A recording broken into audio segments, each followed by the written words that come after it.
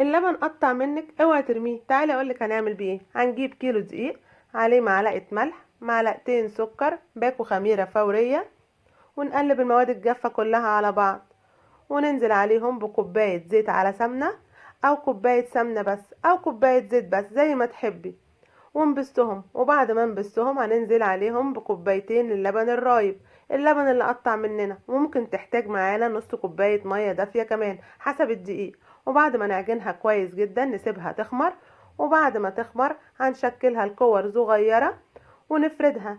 احشيها عجوة، عايزة تسيبيها سادة زي ما تحبي، ونكون مشغلين الفرن على درجة حرارة 200. وبعد ما نشكلها هنرصها في صينية ألمونيوم، وندهن وشها بشوية حليب ورشة سمسم. واول ما تطلع من الفرن نغطيها بفوطة علشان تفضل طرية معانا. شايفين؟ احلى قرص بالعجوة في قرص الافران. بالهنا والشفا.